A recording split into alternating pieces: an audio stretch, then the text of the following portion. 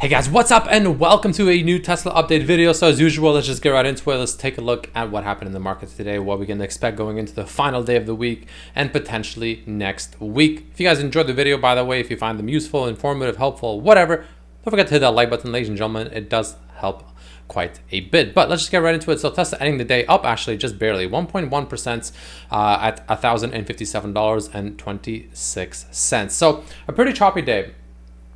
But pretty much exactly what I called out happened today. So we opened up the day. We pretty much ran up to slightly higher than I expected. I'm not going to get the exact, like to the dollar, to the T, but pretty close to what I said. I did say we're going to run up to like the low 1070s. We went up to 1076 at the absolute peak. But in general, we pretty much went up to like 1073, 1074 before getting pushed down pretty aggressively.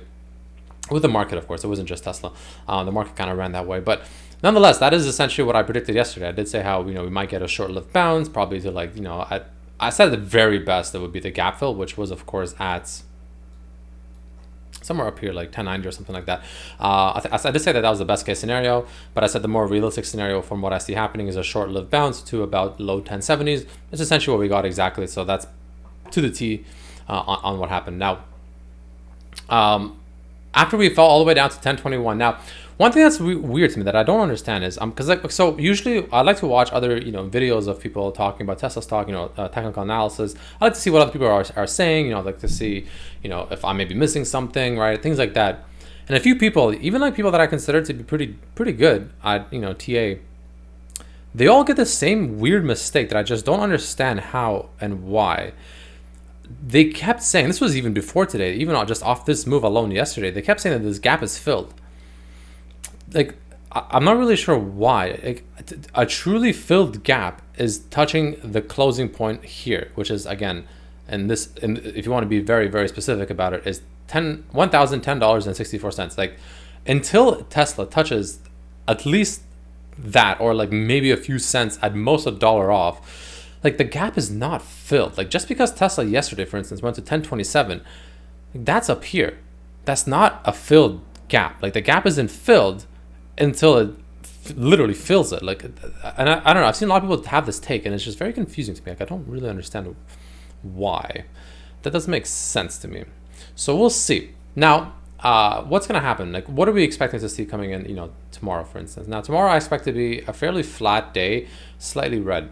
I don't expect tomorrow to be a green day. I would honestly be somewhat surprised if it's a green day tomorrow. It could be if maybe some crazy shit gets announced at Austin today, at the Gigafactory, like opening the rodeo event. Maybe if something happens there, but like honestly, I highly doubt it. I don't think anything will move the needle. Not today, at least. Not like short term, like very short term, like within the couple days to a week, right? So essentially what I would expect is like at best, I honestly expect flatness.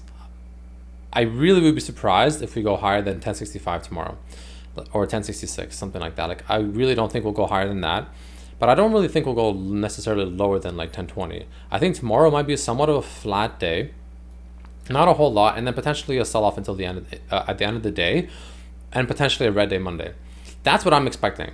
And the reason I say that is because, again, Tuesday we have CPI data. And CPI, the market's always very anxious before CPI data and tends to be very panicky and kind of, kangaroo market type style stuff and movements. So that's essentially what I'm currently predicting. But as you can see on this, let's say 15-minute time frame over here, we are currently kind of in this channel. Now, one way you can make this channel with the top part is something like this. Another part you can make an excuse for is something like this. This actually kind of makes sense because we did get rejected here, and technically a 15-minute candle never closed above this line. It went above it, but never closed it. And because we got rejected twice around this, 1066 area, this kind of fits the line a little better, and it makes the line symmetrical. There's a lot of things that kind of makes this make a lot more sense. So essentially what I'm seeing is we're trading in this kind of little channel right here. Now, to me, this is actually a good thing. Now, to me, a bad thing here would have been if we were trading in a channel going slightly upwards. Like, for instance, instead of like this right here, we were trading in a channel that was something along the lines of, I don't know, like, let's just say it was something like this. Just something like this instead.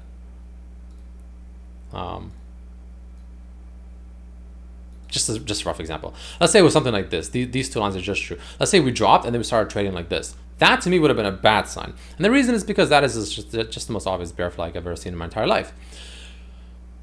Usually the way it works is if you get a big fall, and for a bear flag specifically, right, or like a pennant, I mean, this could be a bear pennant actually, but I don't think it is, but it could be. But if you get a big fall and then you start trading upwards like that, like to the top right-ish, like pretty much what I just drew, like with the lines, you kind of start trading in the top right area. That more often than not, like 8 out of 10 times, that's a bear flag. And you're probably just going to eventually do a 5-point bounce. It'll be like a 1, 2, 3, 4, 5. Then you'll drop.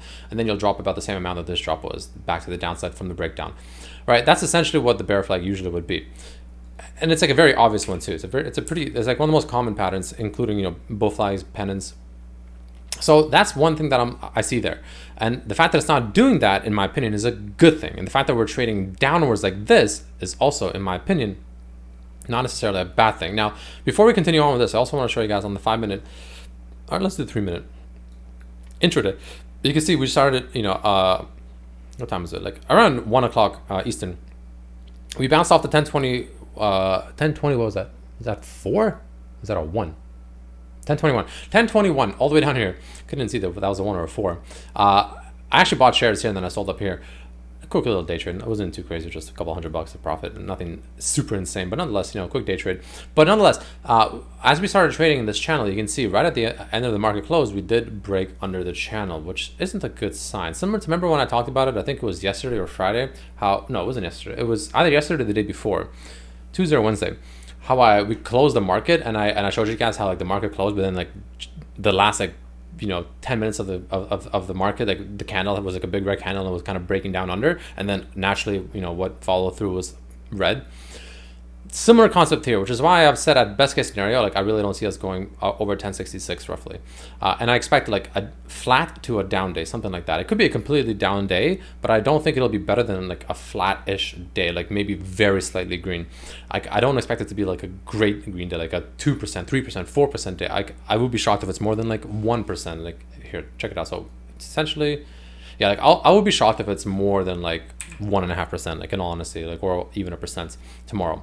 So again, expecting a fairly flat day tomorrow, because we also broke down from this, so probably like a small sell-off into the morning, and we'll see of course what happens with that. But again, Fridays I'm not usually a huge fan of. Now, another thing to take a look at quickly, going back to, let's say, the 15-minute that we were looking at earlier. So like I said, this could be like, you know, a downwards channel here, which isn't actually bad. Like it's going to be a little painful short term, but it's going to potentially, hopefully break upwards. But we'll see what happens with that as it breaks up. Now, one other potential count for this is this could be a bearish, I forgot what it's called, but it's like a bearish descending wedge or something like that.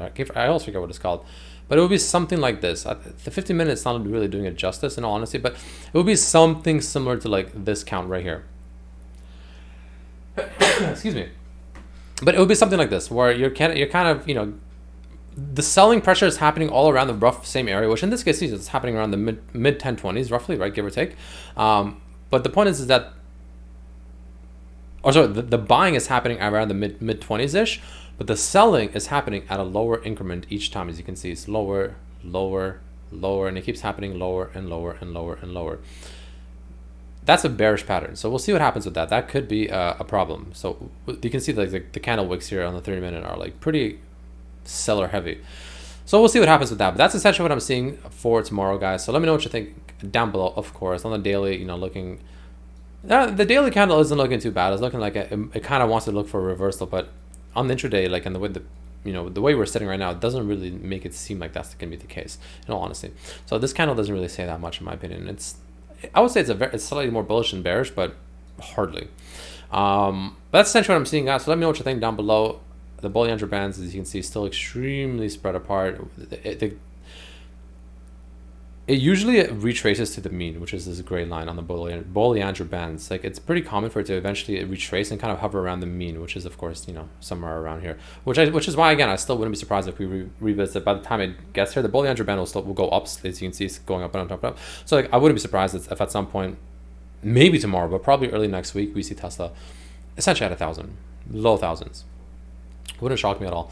But other than that, guys, that's it for this video. Let me know what you guys think. I'll see you guys tomorrow for the final update for the week. But until then, have a good day. Peace.